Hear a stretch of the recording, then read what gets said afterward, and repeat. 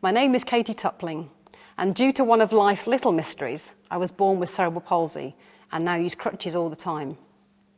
Cerebral palsy is not genetic, it's not a birth defect, you can't catch it. No one put a curse on my mother, and I didn't get it because my parents are first cousins. They're not, by the way. It just happens by accident. I'm not inspirational, I'm not brave, I don't have any more or less courage than you. Equally, having CP doesn't make me more empathetic. I lack sympathy quite often. I don't have some secret inner strength, which is somehow more noble than the able-bodied people I meet. I am me, and I live with the effects of cerebral palsy over which I have no choice. God did not make me this way and then gift me to the right parents.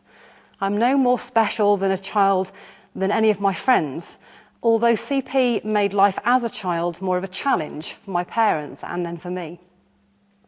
But please don't just see the CP and my crutches. I've got a whole host of issues in life, and disability is only one of them. For example, I'm female, I'm a Christian, I'm a vicar, I'm a northerner, and most clothes seem designed for women 3 inches taller than me and 3 stones lighter than me. A lot of issues to contend with. A lot of people with CP don't walk, and my parents were told when I was just 2 years old, take her home and love her. Just love her.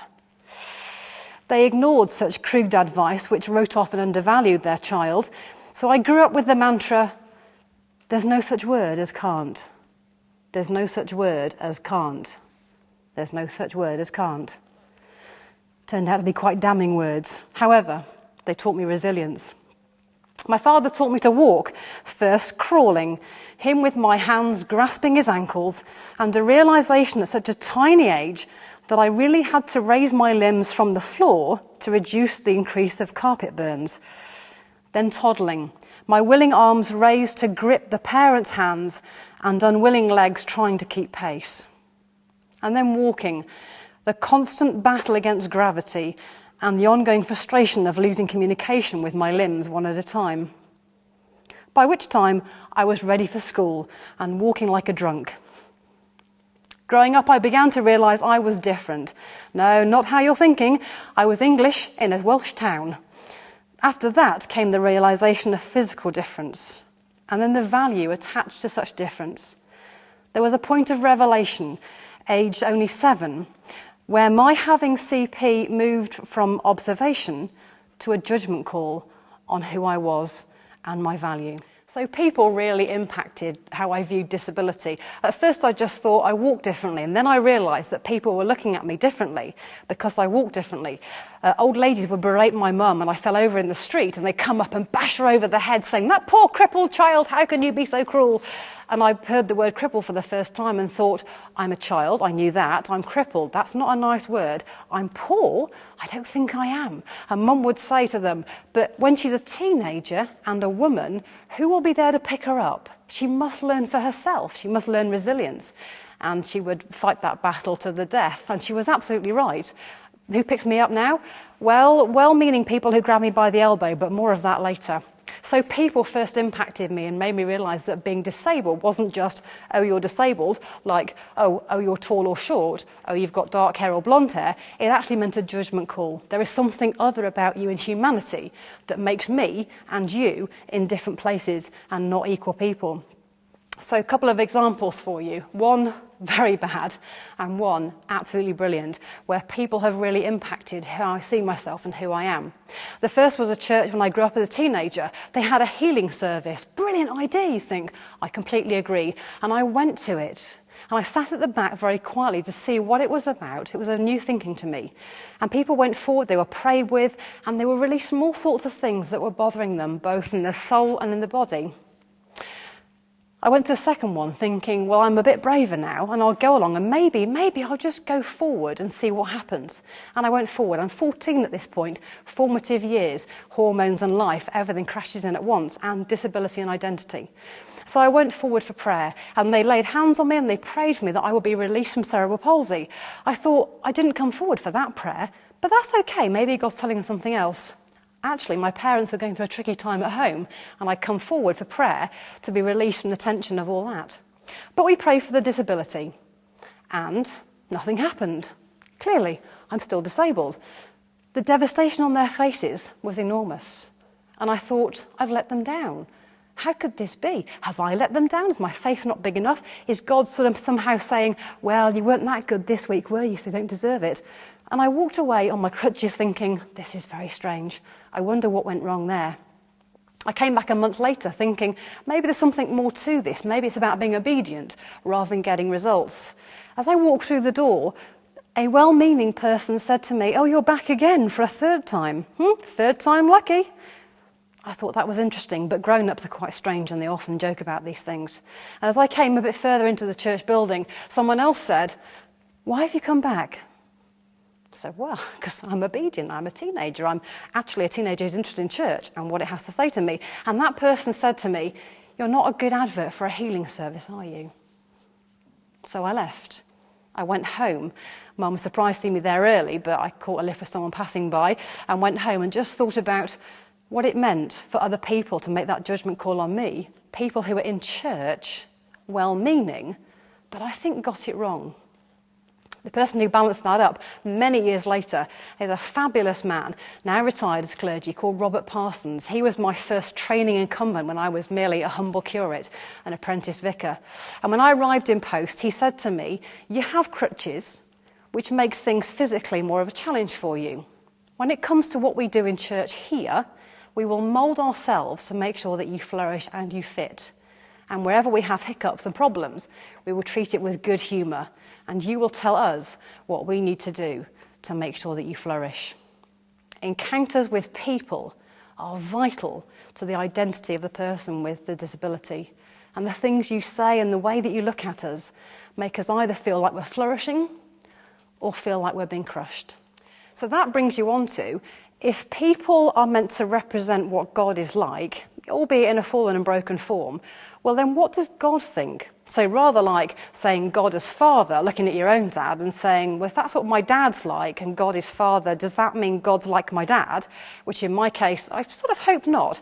There is this sense of thinking, well, if people look at me in a certain way, is that how God sees me?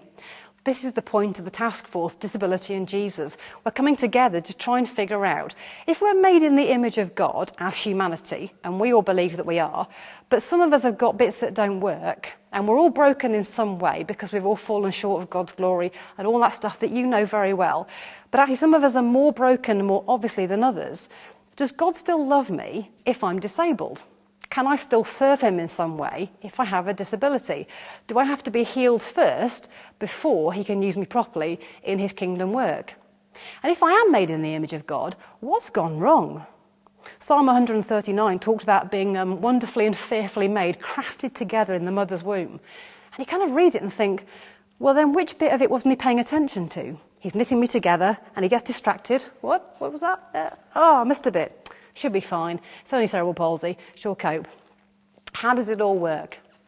And what we realised was we had to look at what God thinks of humanity and not what people judge us by in our disability. So I've come to a place of thinking, God makes creation and says it's amazing. God makes humanity and says, wow. And he doesn't make mistakes. But I don't always understand what it is he does. If I understood God, well then I wouldn't be sitting here talking to a camera and you guys. I would be in the kingdom of heaven. Clearly I'm not, although this place is quite nice. If I understood God, then I would be God. And there are certain aspects of him that are complete mystery, and I will never get until I arrive in heaven. At which point I will be completely healed and whole, and doing cartwheels. You'll spot me a mile off. It'll be brilliant. Cartwheels must be very strange to do. Can't even imagine it.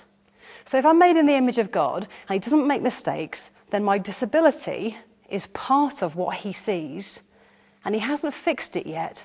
So something about it is equally as important as being able-bodied. Which means that in some weird way, he's actually using my disability in a good way.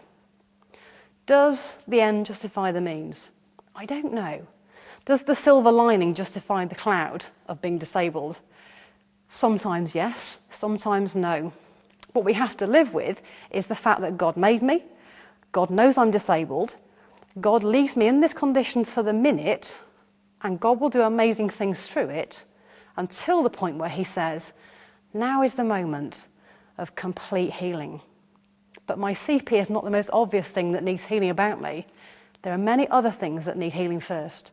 And I think it's in God's timing as to how that happens. But he still uses me, and he called me in a very specific way to become a vicar. Now that is a big challenge, whether you're able-bodied or not. But it's an even bigger challenge if you think, being a vicar, there are no women to look at to say how to do it. This was quite a few years ago now.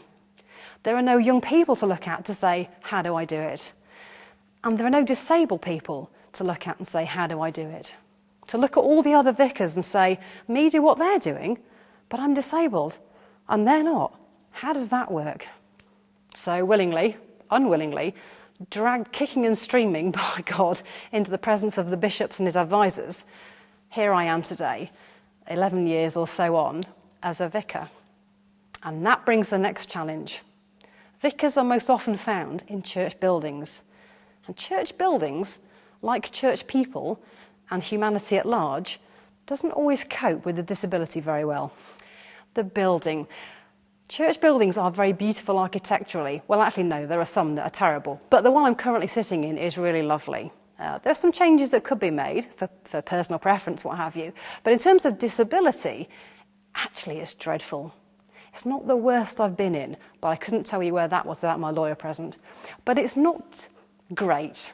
There are, I think, 14 different changes I have to process when I walk through the initial porch door just to getting where I'm sat now, never mind going further up behind me to the top table to do things like communion and what have you. Let me just talk you through them. When I walk across the threshold, there is a strip for the doors to close onto. That's number 1. We then go from tarmac onto flagstones. That's number 2. The flagstones are all different and uneven. That's number 3. I then come into a second set of doors I have to open or are opened onto me by well-meaning people on the inside who smack me in the face as they do so. That's number 4. There's another door jamb to manage there. That's number 5. The interior of that porch is grey carpet. So that's 6 for the grey, for different colour for flagstones, 7 for the fact it's carpet and therefore a different texture and feel under my feet and bounce under my crutches from the flagstones. Then we walk in through people, usually, or clutter, which is now 8 and 9. If I'm lucky, there's no one in there, but I'm expecting there could be, so that's 10. I may get up to more than 14 at this rate. Are you ready? Still with me? Good, good. Then we walk in through another set of doors. They have glass in them, so I can see what's the other side, unless someone's left the bag there or a small person. I don't mean dwarfism, I mean a child, usually. So what are we up to now? Is that 12 or maybe 10? Let's call it 10 between friends.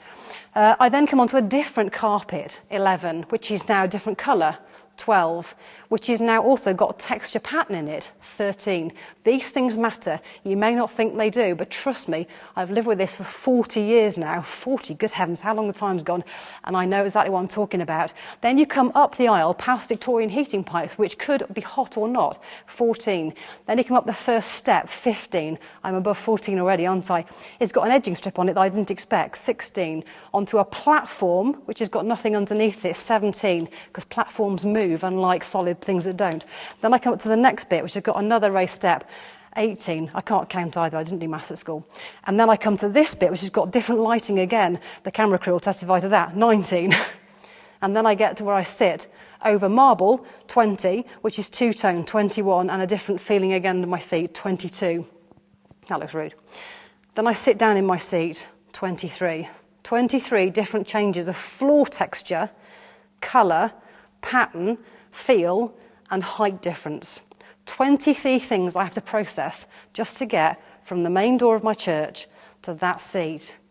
Never mind bear with me, 2 more steps up there with different textures, different colours and different feels to get behind a table I don't fit behind to do communion.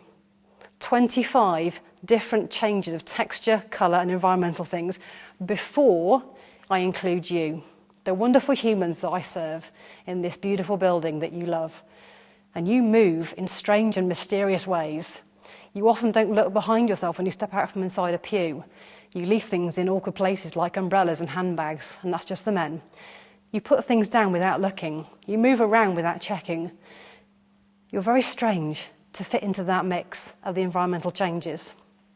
If you think I'm not concentrating on what you're talking to me, that's because I'm processing every single one of those changes as I walk, and then trying to predict where you're going to move next. And who's going to put something in my hand and say, can I just give you this, Vicar? Can I give you that? Can you hold this? Can I take that off you? Whew. It's a massive distraction. Think of your computer processing things in the background and freezing every now and again, and you wonder what's going on. Welcome to my world, and I'm not that disabled. And sometimes people say, but Vicar, there aren't many disabled people in our church. I wonder why. I might be the first, I might not be. There might be a lot more people here than you realise. And they also say, but we've always done things this way. Every vicar gets that. But in my case, for example, the only way to do communion is to kneel at the rail and have you come to us with the bread and the wine. That's the only way to do communion. Can't you adapt to our way? What might that look like, I wonder? So for me to do it your way, this is what it would look like.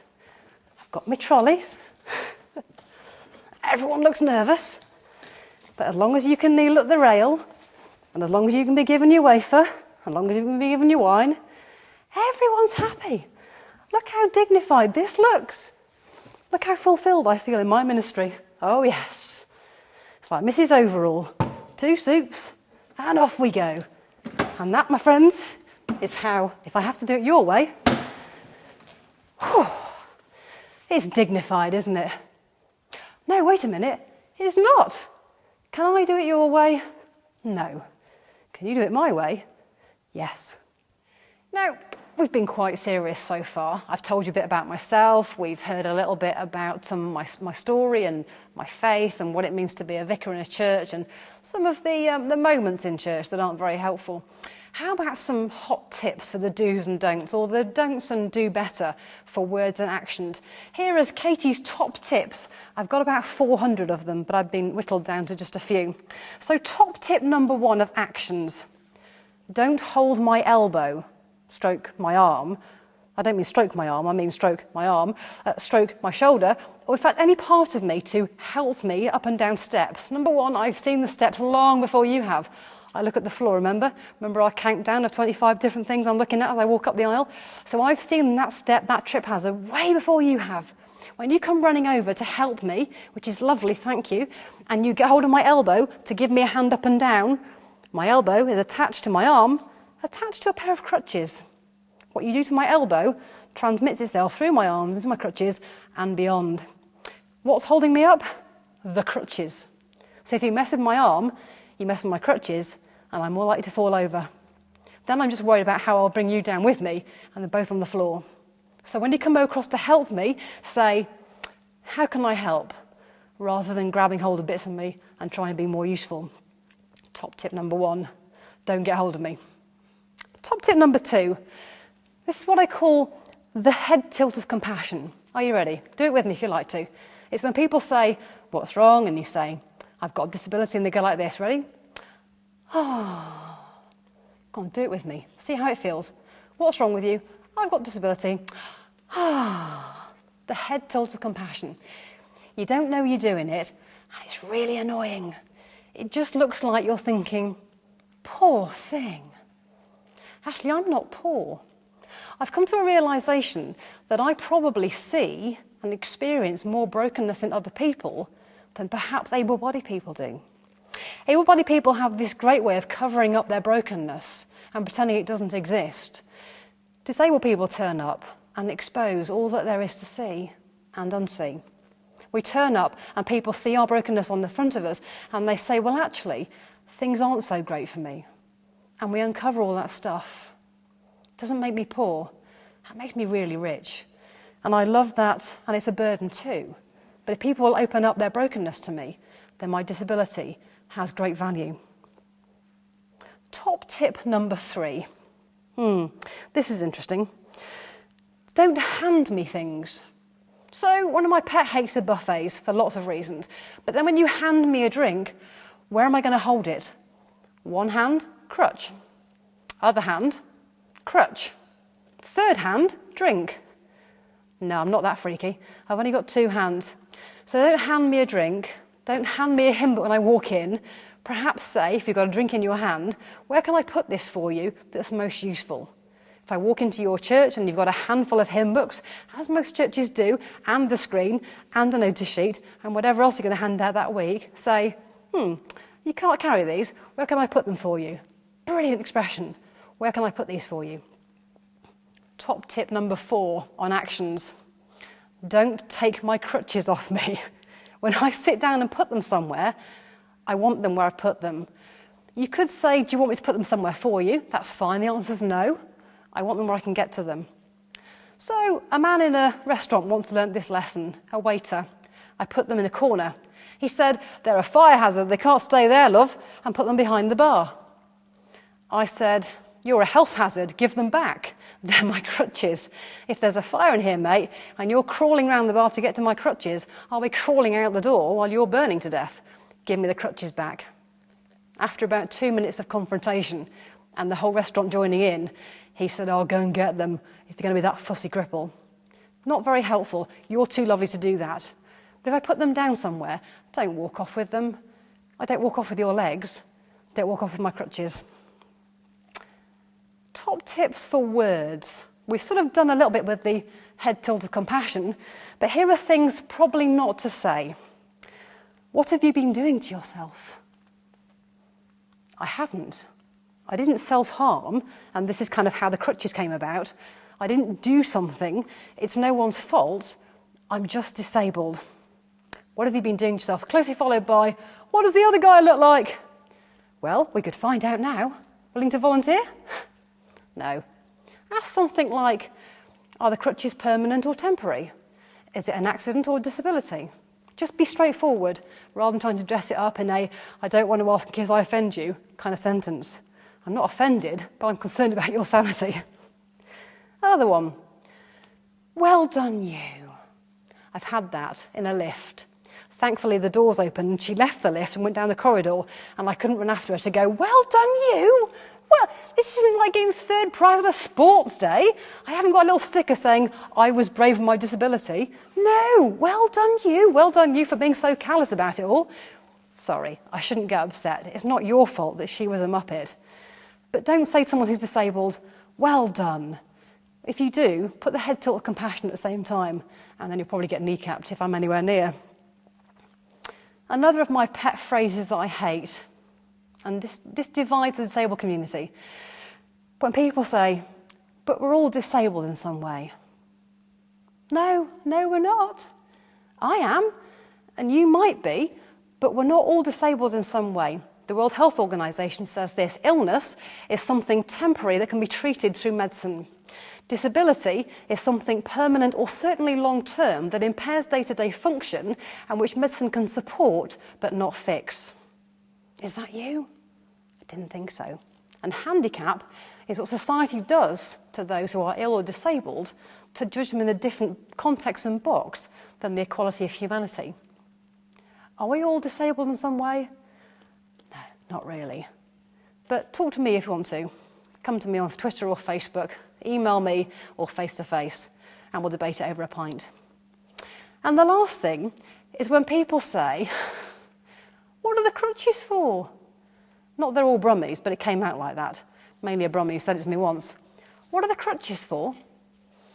I might have to stand up for this next bit. See you in a sec. And this is me standing up, using my own legs, not a friend's. So the question is, what are the crutches for? Now, the obvious facetious answer is, for holding me up, because my legs don't work.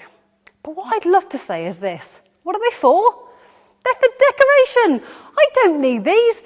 They're just the sympathy vote. See, I'm fine. Oh no! I do need them after all. Who knew? Ladies and gentlemen, I've been Katie Toppling with cerebral palsy. You've been the audience. Thank you.